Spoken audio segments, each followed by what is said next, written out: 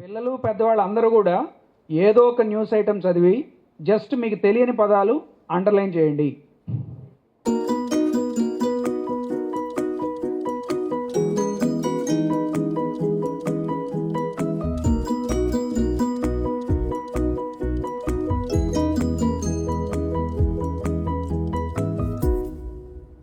So ఎవరు who goes first? Okay. Data shows PM10 levels exceeding national limits on up to 70% of days in 2026. Okay. In this sentence, which word you are not very sure about the meaning? PM10. PM10. Okay, okay. So తను కొంచెం సైన్స్లోకి వెళ్ళింది. PM means, but it is a scientific term, which is PM. PM means particulate matter. దాన్ని 2.5 10లో చేస్తారు. మన environmentalist ఉన్నారు ఇక్కడ. I think he can explain better. Particulate matter 10 is it's the most crucial thing that can happen that you can highlight today in Visakhapatnam. So మీరు చూడండి, ఇప్పుడు news paper చదవటం వలన now this girl is able to learn a new thing which is PM. అంటే మనకి ఇట్లాంటి scientific terms కూడా అలవోకగా కాంటెక్స్చువల్గా మన చుట్టూ ఏం జరుగుతుందో దాని కాంటెంపరేనియస్ కాంటెక్స్ట్తో మనకి ఇంగ్లీష్ ద్వారా వస్తుంది. People in the know said that if Malaysia is indeed Tariq's first bilateral overseas visit. People in the know said that if Malaysia is indeed Tariq's first bilateral overseas visit.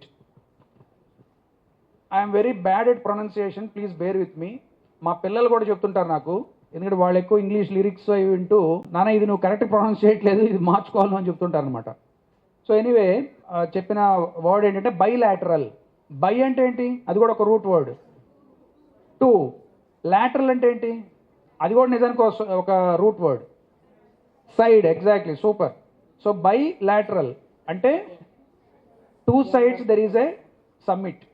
Bilateral summit or bilateral overseas visit అంటే ఈ రెండు countries participate చేసినాయి అని చెప్పేసి. ఇంకోటి ఇక్కడ ఒక మంచి ఫ్రేజ్ ఉంది, అదేంటంటే people in the know. Know అంటే ఎన్ఓ కాదు, K N O W. People in the know said that అంటే ఏంటి? మనకి తెలుగులో మనం అంటుంటాం, ఈ విషయం తెలిసిన వాళ్ళు చెప్పింది ఏంటంటే అని చెప్పి మనం అంటుంటాం తెలుగులో. పీపుల్ ఇన్ ద నో అంటే అర్థం ఈ విషయం తెలిసిన వాళ్ళు చెప్పింది ఏంటంటే అని చెప్పేసి మనకి అదొక మంచి పదం. ఇది ఒక్కసారి వస్తే ఇలాంటి పదాలే రెగ్యులర్గా రిపీట్ అవుతూ ఉంటాయి. అది టైమ్స్ ఆఫ్ ఇండియా అయినా, ద హిందూ అయినా, ఇండియన్ ఎక్స్ప్రెస్ అయినా, దేంట్లో అయినా సరే. సో అందుకని మనకి ఈ ఫ్రేజెస్తో కూడా బాగా మనకి ఇన్ను తెలుసు, దా తెలుసు, నో తెలుసు, ఆఫ్ తెలుసు. But in the know of అని చెప్పి ఒక చోట కనిపిస్తే దాని అర్థమే వేరు. సో ఇట్లాంటి ఫ్రేజెస్ కూడా మనకు అలవాటు అయిపోతాం అనమాట. అలా మనకి ఇంగ్లీష్ పెరుగుతుంది. ఇంకా She skipped the Federation meet, a crucial qualifying event for the Commonwealth Games in Ranchi last month. Okay. ఏది నీకు తెలియలేదు? ఏ board? Federation meet. Federation. She skipped the federation meet, a crucial qualifying event for the Commonwealth Games. Skipped అంటే తెలుసు, she just fail to attend or she didn't want to attend. And federation అని అడిగాడు తను. Federation అంటే ఏంటంటే ఒక organisations ఉంటాయి మనకు తెలుసు, చాలామంది కలిసి ఆర్గనైజేషన్స్ పెడతారు. ఈ ఆర్గనైజేషన్స్ అన్నీ కలిపి ఒక ప్లాట్ఫామ్ పెట్టుకున్నాయి అనుకోండి, so that is called federation. మీకు ఇండియా ఒక ఫెడరల్ రిపబ్లిక్ అంటారు, or US is a federal country అంటారు. Why? Federal means individual units. In case of constitution, in case of states, it is individual geographical units, individual states. They all form into something called federation. So sports bodies, like konni organizations, associations, so they all form together to form federations. Okay? India వాళ్ళు federal ఉపయోగించలేదు. నిజానికి federal అంటే ఏం అర్థం వస్తుందంటే state specific అనే అర్థం వస్తుంది. కానీ మన constitution is more of a unitary constitution. అంటే మనం ఇండియా అంతా ఒకటి అని చెప్పే కాన్స్టిట్యూషన్ కాబట్టి యూనియన్ గవర్నమెంట్ అని చెప్పి వాళ్ళు కాన్స్టిట్యూషన్లో చెప్తారనమాట. Okay, next. ఇది అయిపోయింది. Drug abuse has reared its ugly head again. and this time only a couple of months ahead of 2026 Commonwealth Games. ఇది కూడా మంచి సోషల్ రెస్పాన్సిబిలిటీ ఇన్వాల్వ్మెంట్ ఉన్న టాపిక్ ఇది. Drug abuse has reared its ugly head again and this time only a couple of months ahead of the 2026 Commonwealth Games, triggering fear of non-participation of Indian athletes. అంటే ఏంటి, మత్తు పదార్థాల వినియోగం వికృత రూపం దాల్చింది, అప్పుడే వికృత రూపం దాల్చింది, దాని విషరూపం బయటపడింది అని అంటుంటాం. అట్లా ఇంగ్లీష్లో ఏమంటున్నారు ఇక్కడ, drug abuse has reared its ugly head again. తన అసహ్యకరమైన ప్రొజెక్షన్ని అది ఆల్రెడీ బయటికి చూపించడం మొదలైపోయింది. ఇక్కడ అగ్లీ తెలుసు మనకి, హెడ్ తెలుసు, కానీ raising or rearing ugly head అనేది ఆ ఫ్రేజ్ మనకి తెలుస్తున్నమాట. ఇది యాక్చువల్లీ ఇడియం అంటారు దీన్ని. ఫ్రేజ్ అంటే ఏంటంటే just group of words with direct meaning. Idiom అంటే గ్రూప్ ఆఫ్ వర్డ్స్ ఓన్లీ, అది కూడా ఒక ఫ్రేజే, కానీ మనకి దాని meaning will be different. Example ఏంటంటే ఎగ్జాంపుల్ ఏంటంటే పప్పులో కాలేసామంటాం, అది ఇడియం. నిజానికి పప్పులో ఎవడు కాలేయడు, so it is just a failure అనే దానికి అనమాట, అది ఇడియం. బట్ ఇప్పుడు ఇక్కడ ఇందాక మనం అనుకున్నాం ఇన్ ద నో ఆఫ్, ఇది ఫ్రేజ్ అనమాట. సో అది ఫ్రేజ్కి ఇడియంకి difference. Okay, in athletics yes, this is not the drug abuse in the normal course. మీకు అందరికీ తెలుసు డోపింగ్ అని చెప్పి ఒకటి ఉంది. అంటే మనం స్పోర్ట్ ఒక రన్నింగ్ రేస్లో పాల్గొనే ముందు people will take some drugs అనమాట. డ్రగ్స్ అంటే పెర్ఫార్మెన్స్ ఎన్హాన్సింగ్ సప్లిమెంట్స్ తీసుకుంటారు అనమాట, విచ్ ఆర్ బ్యాండ్. సో అది అందుకనే ప్రతి టెస్ట్ వాళ్ళకి ముందు బ్లడ్ టెస్ట్ చేస్తారు, ఆర్ దే హ్యావింగ్ ఎనీ ఇదని చెప్పేసి. దీని మీద ఒక పెద్ద స్కాండల్ కూడా జరిగింది, ఒక మంచి డాక్యుమెంటరీ కూడా ఉంది దీని మీద. ఎప్పుడైనా మీరు ఇన్వెస్టిగేటివ్ ఇంట్రెస్ట్ ఉన్న వాళ్ళు చూడవచ్చు. ఐకారస్ అని ఒక డాక్యుమెంటరీ ఉంది, రష్యన్ డోపింగ్ కాంటెక్స్ట్లో ఉంటుంది అనమాట. Next, Yet as seasons passed without a title, the chant became a punchline, memes flourished. Even some dubbed it a jinx. Yet as seasons passed without a title, the chant became a punchline. Became a punchline అంటే chant అంటే ఇంతకుముందు ఏదో అందరూ అరుస్తున్నారు అలా ఉంది, కానీ it became a punch line. అందరు ఇంకా అసలు అది అంటేనే ఊగిపోతున్నారు అని చెప్తూ ఫ్లరిష్డ్. ఫ్లరిష్డ్ అంటే ఏంటి, ఎవరైనా చెప్పగలరా? ఫ్లరిష్డ్ వికసించడం, ఆల్మోస్ట్. నిజానికి వికసించడం అంటే బ్లాసమ్ అంటాం మనం, పువ్వు వికసించింది, ద ఫ్లవర్ బ్లాసమ్డ్ అంటాం. ఫ్లరిష్ అంటే ఏంటంటే, ఫర్ ఎగ్జాంపుల్ మనం గోంగూర విత్తనాలు నాటాం, సమ్ విత్తనాలు నాటాం, మంచి ఒక 1 వీక్ కల్లా మంచి మొక్కలు వచ్చినాయి అనుకోండి ఫుల్, అరే I mean the greenery almost flourished అట్లా అనొచ్చు అనమాట. ఏదది? Thrive. Thrive also is a related word. Thrive అంటే కూడా అంతే, బాగా విగరస్గా జీవించడం అనమాట, విగరస్గా ఎగ్జిబిట్ అవ్వటం బయటికి, లైవ్లీనెస్ అది. Some even dubbed it a jinx. Jinx అంటే ఎవరైనా మీరు దీనిలో చూడండి, ఇంటర్నెట్లో చూడండి, spelling is ZINX. A jinx is a person, object, or event believed to bring bad luck. So తను కూడా చెప్పింది అదే, anything which brings bad luck, simple. Okay, Complaints of answer sheet, mix-ups, portal glitches, payment failures, and overcharging of application fees. మనవాడు అడిగిన పదం ఏంటంటే portal glitches అని అడిగాడు. పోర్టల్ అంటే వెబ్సైట్, గ్లిచెస్ అంటే ఏంటి, గ్లిచెస్ అంటే చిన్న డిఫెక్ట్స్, ఎర్రర్స్ లేకపోతే డిఫెక్ట్స్ అనమాట. అంటే పోర్టల్ పనిచేయట్లేదు లేదా పోర్టల్తో ప్రాబ్లం వచ్చింది, అర్థమైంది కదా నీకు? పోర్టల్ గ్లిచెస్ అంటే వెబ్సైట్లో ఉన్న డిఫెక్ట్స్, ఎర్రర్స్ అని. Okay, Panic and palpitations invariably follow. Okay, panic and palpitations invariably follow అనేది ఒక సెంటెన్స్ ఇది. ఇక్కడ పాల్పిటేషన్స్ అంటే మన గుండె లబ్డబ్ కొట్టుకుంటూ ఉంటుంది కదా, లేకపోతే మన నాడి కొట్టుకుంటూ ఉంటుంది. సో దాన్ని పాల్పిటేషన్స్ అంటారు అనమాట. జనరల్గా whenever we get stressed out or whenever we get panic, our heart beats very with high frequency. So దాన్ని పాల్పిటేషన్స్ వచ్చినాయి. మన డాక్టర్లు అడుగుతుంటారు, మీ సిమ్టమ్స్ ఏంటి చెప్పండి, మీకు ఆ టైంలో పాల్పిటేషన్స్ వస్తుంటాయా అంటాం. దాన్ని హార్ట్ బీట్ అనం. హార్ట్ బీట్ అంటే నార్మల్గా కొట్టుకోవటం, పాల్పిటేషన్స్ అంటే కొంచెం అబ్నార్మల్గా యాంగ్జైటీ ఉన్నప్పుడు వచ్చే ఇదనమాట. The tendering process behind CBSE's massive on-screen marking project has come under sharpening scrutiny. Has come under sharper scrutiny అంటే అండర్ షార్పర్ స్క్రూటినీ అంటే ఏంటి? ఎవరో ఒకళ్ళు ఇన్స్పెక్ట్ చేయటం, లేదా దాన్ని ఆడిట్ చేయటం, దాన్ని పరిశోధించటం, దాన్ని ఇన్వెస్టిగేట్ చేయటం, దాన్ని స్క్రూటినీ అంటాం మనం. ఇప్పుడు మీరు ట్యాక్సేషన్ రిటర్న్స్ ఫైల్ చేస్తారు, income tax returns will be filing income tax returns the government. So the officers will be, our officers will be scrutinizing those returns, means inspecting carefully, going through it, studying it. So ఇక్కడ it came under sharper scrutiny. మనం కనుక కెమెరాలో కనుక focus చేస్తాం కదా, first ఏదో అస్పష్టంగా కనిపిస్తూ ఉంటుంది. When we just touch that or something adjust it comes very clear. So it came under sharper scrutiny. ఈ ఒక్క విషయము చాలా ఇంపార్టెంట్గా బయటికి ప్రొజెక్ట్ అయ్యింది అని చెప్పడం దీనిలో అనమాట. ఓకే.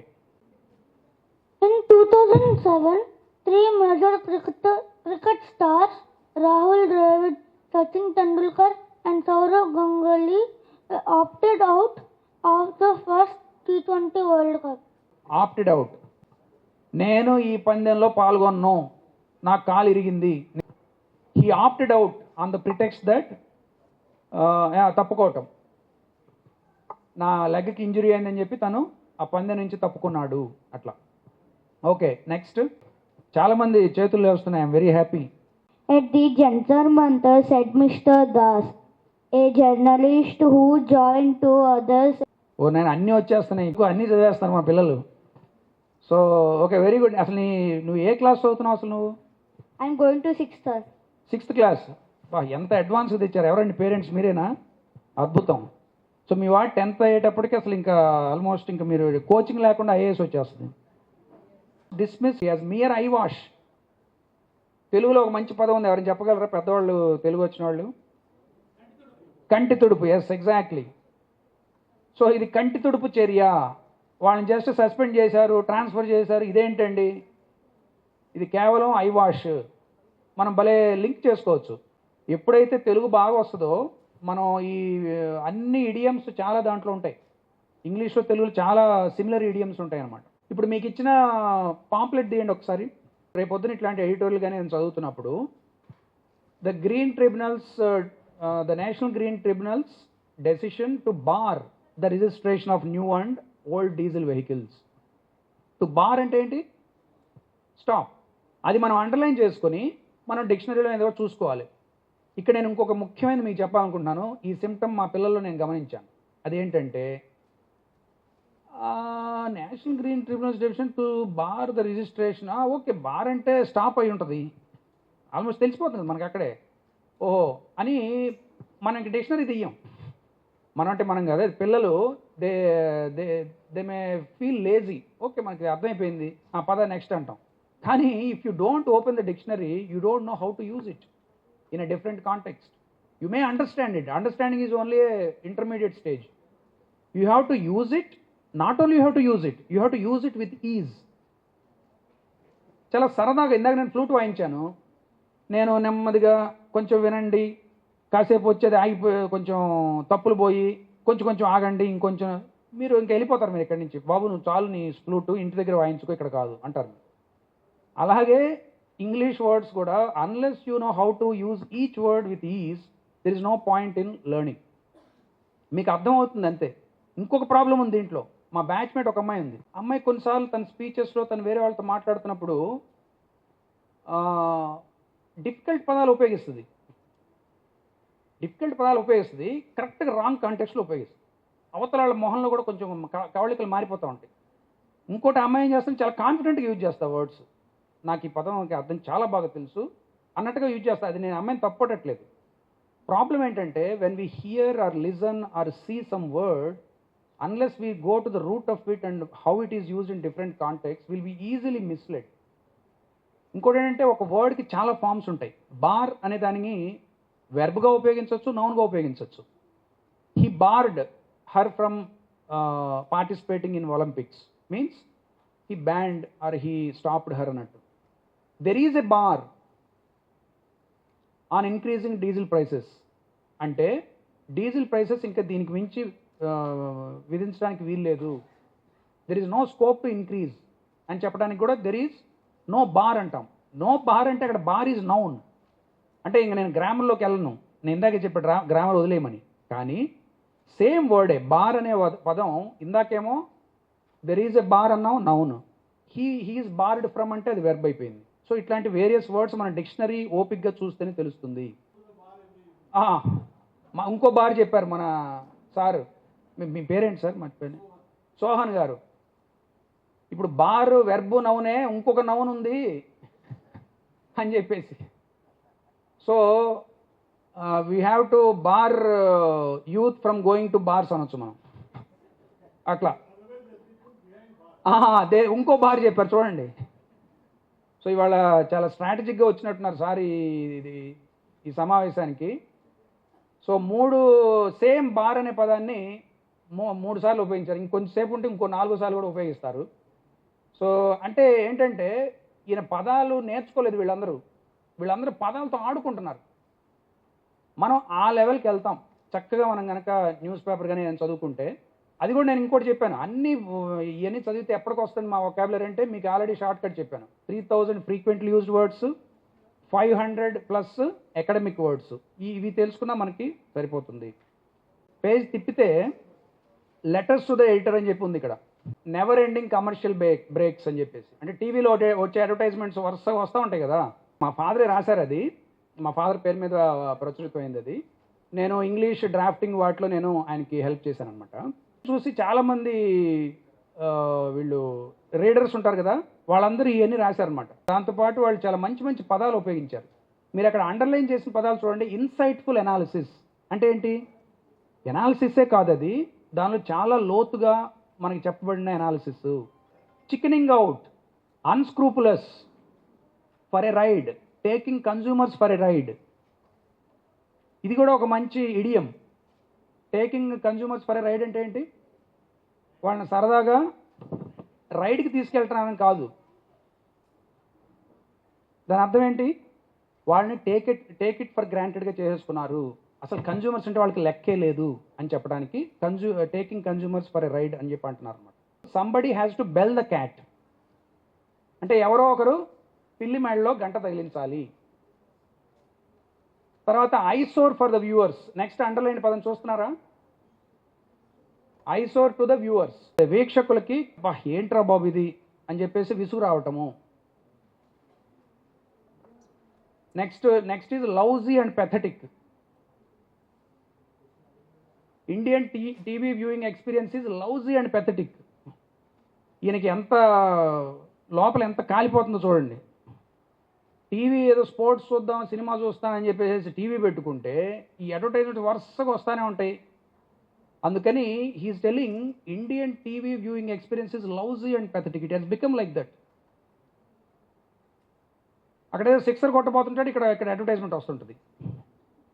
లేకపోతే ఏదో మనం బాగా బాల్ వెళ్తుంది అని చూస్తుంటాం, ఈ పక్కన ఎల్ షేప్లో జేకే సిమెంట్స్ అని వస్తుంటుంది. సో ఇట్లాంటివన్నీ చూసి విసిగిపోయి వాళ్ళందరూ రాశారు ఈ లెటర్స్ టు ద ఎడిటర్. దాంట్లో పేజ్లో చివరిలో లర్కింగ్ ఇన్సైడ్ అని ఉంది. అంటే ఏంటి? లర్కింగ్ అంటే ఏంటి? మన లోపల దాగి ఉన్నది, సంథింగ్ హిడెన్ ఇన్సైడ్. ఆ సెంటెన్స్ ఏంటి? One is thankful to the author either Gopichand for raising this issue which was lurking inside many people's hearts. ఈ అడ్వర్టైజ్మెంట్ గోల్తో భరించలేకపోతున్న అనేక మంది తరఫున రాసిన వీఆర్ థ్యాంక్ఫుల్ అని చెప్పి చెప్తున్నారు.